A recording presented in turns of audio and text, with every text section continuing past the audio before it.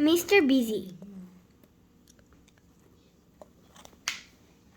There has never been anybody quite like Mr. Busy. He could do things 10 times as fast as ever you or I could. For instance, he was reading this book. He'd have finished it by now.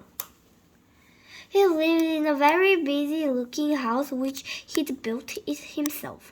As you can see, it had lots of doors and windows, and do you know what it was called? Weekend Cottage. Do you know why? Because that belonged to him to build it. One fine summer morning, Mr. Busy wake up and make a bright and early at 6 o'clock. He jumped out of bed and had a bath and cleaned his teeth and cooked his breakfast and ate his breakfast and read the paper and washed up and made his bed and cleaned the house from top to bottom. By which time it was 7 o'clock. Mr. Busy. Now next door to Mr. Busy lived somebody who wasn't quite such a busy person. In fact, it's not a busy person, Mr. Slow. It was a reading of his book. He'd read it like this. No, he'd read it like this. He'd still be on the first page. And the same fine summer morning at 7:05,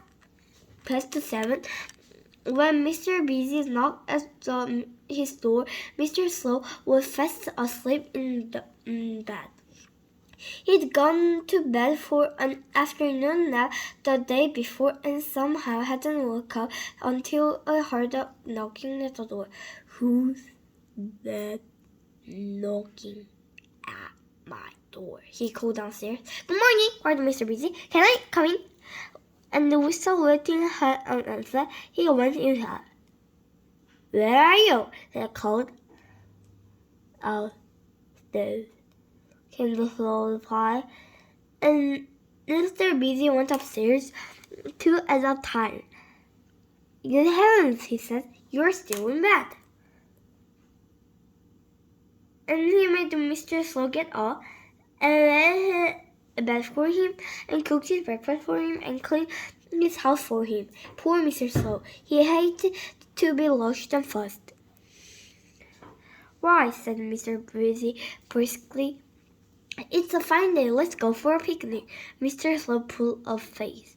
I don't like picnics, he complained. Nonsense, replied Mr. Busy, and busied himself around Mr. Slow's kitchen making a picnic for 2 of them.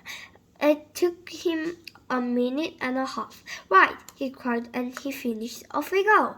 And he bustled and Mr. Slow out of his front door, and off they set. As you can imagine, Mr. Busy walked extremely quickly, and as you can imagine, Mr. Slow doesn't. So by the time Mr. Busy had walked a mile, do you know what far Mr. Slow had walked? To his own garden gate. Mr. Busy hurried back.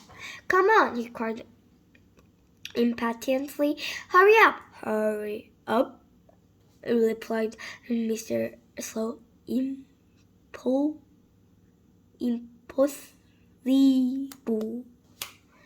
Oh, all right, said Mr. Busy. We will have a picnic in your garden. Wait a minute. He added, the grass needs cuttings.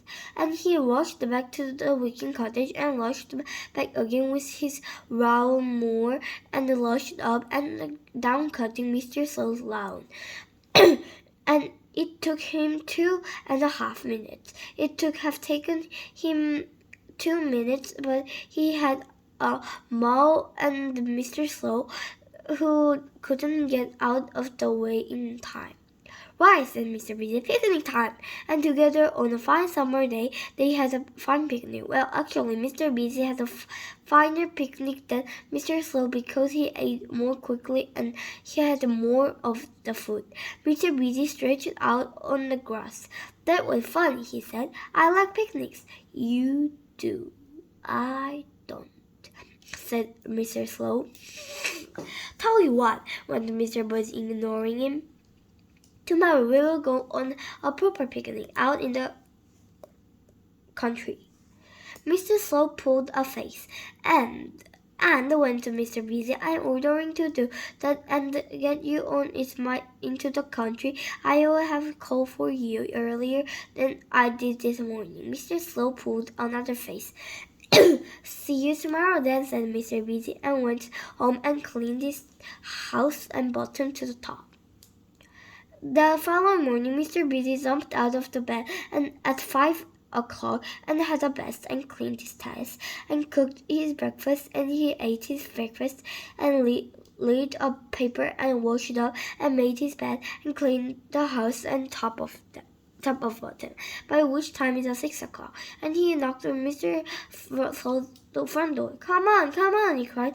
Time to be up and about. Picnic day. No reply. Come on, cried Mr. Busy again. No reply.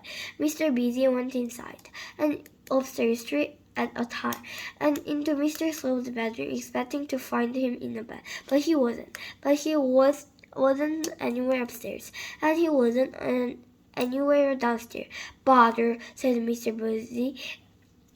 Oh, I wonder where he got to. Where Mr. Slow has gone is under his bed, hiding, and he didn't want to go on any picnic, not he. Bother, said Mr. Busy again. That means I will have to go on a picnic on my own. Under his bed, Mr. Slow smiled a slow smile. What a good idea, he said, and went to sleep, snoring very slowly.